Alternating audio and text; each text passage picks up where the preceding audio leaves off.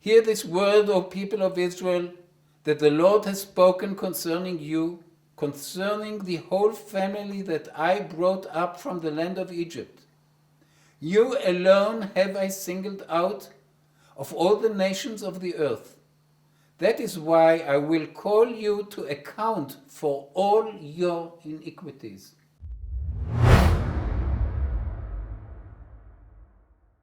If you don't look at the Bible only, but you look at Jewish history of 2,000 years of the post-biblical period, you see that God has never spoiled the Jewish people. The special attitude which we claim that the Almighty has towards us never manifested itself in special rights. We were persecuted. We paid very heavily for this chosenness.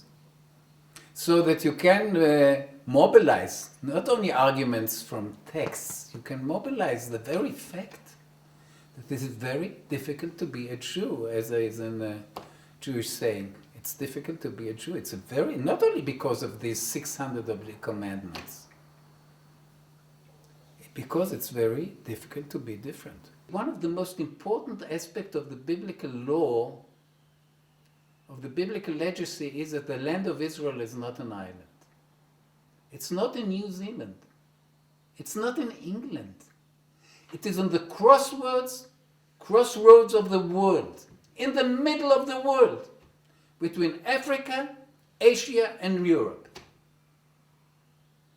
Which means that from the very beginning, God shows us a land without natural boundaries, where we are always in the view of all nations, of many nations.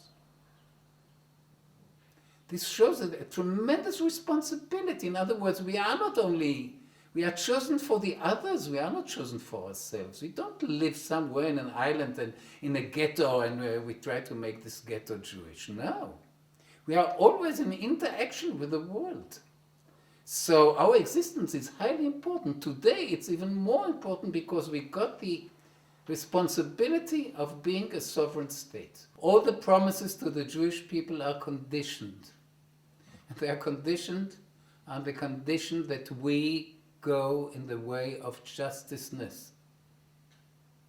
And now you have to answer yourself whether any kind of discrimination it can be justified as just. Now, if by discrimination we spoil this aspect of justice, we actually we destroy the basis for the chosenness of the Jewish people.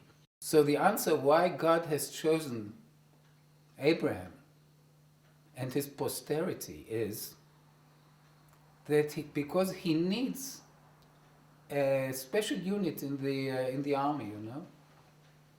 In a good army, you know, most soldiers are bad soldiers, or mediocre soldiers. If you want to have a good army, you need elite units. The elite groups have special obligations and not special rights.